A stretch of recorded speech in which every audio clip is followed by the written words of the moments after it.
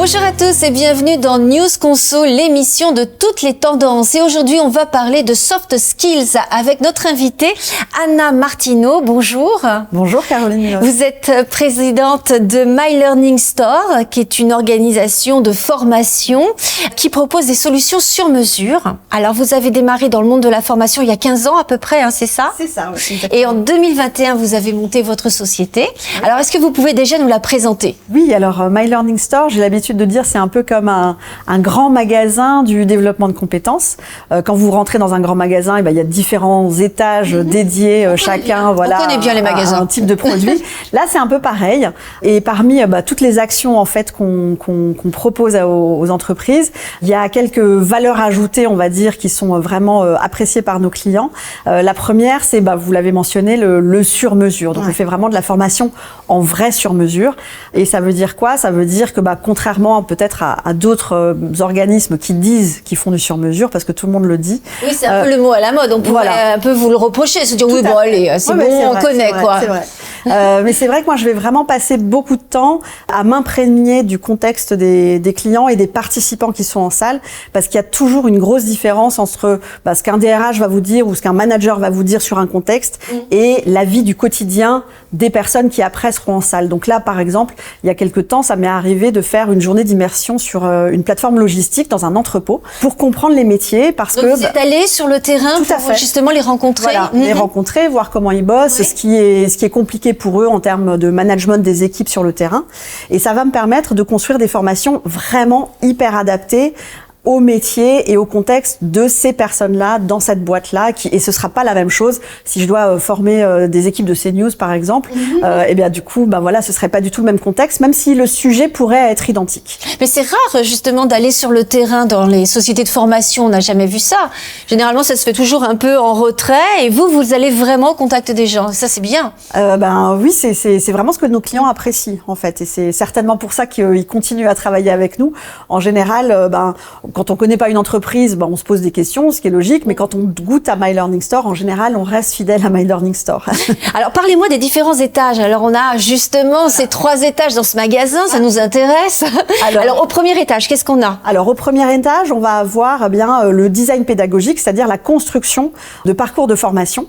Aujourd'hui, les entreprises veulent vraiment, ils en ont marre des catalogues, je vais pas citer, de nom d'entreprise, mais ils en ont marre de ça, et en fait, ils veulent vraiment quelque chose d'adapté. Donc moi, ce que je fais, c'est que je vais vraiment faire cette construction pédagogique en sur-mesure. Et ensuite, il y a l'animation, c'est le deuxième étage finalement de My Learning Store, l'animation des formations. Ça peut être sous 2 formes. Aujourd'hui, de plus en plus d'entreprises ont des formateurs internes et ils ont créé des écoles internes.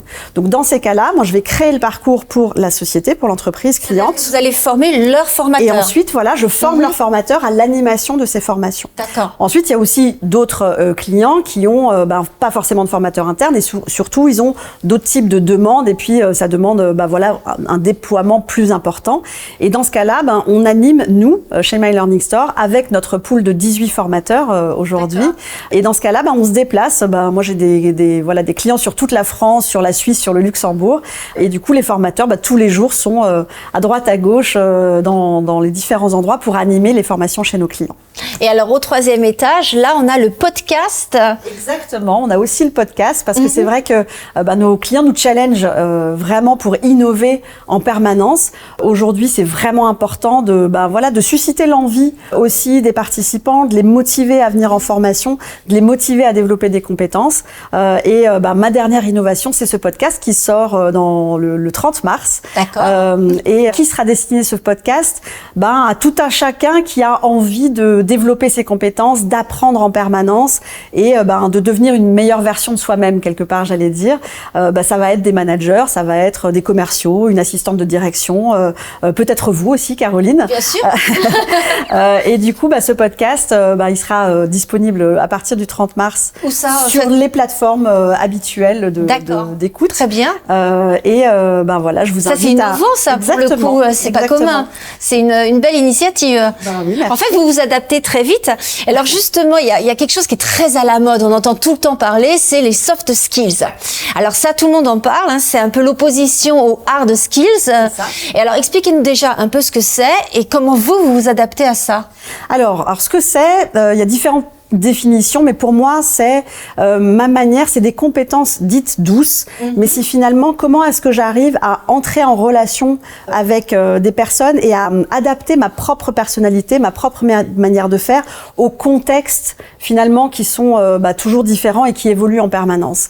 On parle aussi aujourd'hui beaucoup d'intelligence artificielle et c'est aussi pour ça que les soft skills sont vraiment importantes et c'est essentiel de les développer. Donc en fait, c'est des qualités humaines, c'est ça? C'est des qualités humaines. Mais ça, c'est relationnel, on va dire. Mais ça, c'est inné quelque part. On les a. Est-ce qu'on a besoin de les apprendre, ces qualités? Alors, on les a ou pas. Elles peuvent être innées. C'est vrai qu'il y a des personnes, on dit souvent, il y a des personnes qui ont du charisme, elles sont plus leaders, etc. Mais ça s'apprend aussi. Moi, je suis persuadée que ça s'apprend. En tout cas, on peut les développer. En sachant, sur quoi je dois m'appuyer, je peux décider de développer certaines compétences. Et donc, vous adaptez vos formations justement avec cette nouvelle tendance? Exactement. Et c'est une demande des entrepreneurs, c'est une demande des entreprises en général, et puis finalement aujourd'hui comme ça qu'il faut donner envie aux gens aussi de se former et d'apprendre, voilà, pour les motiver.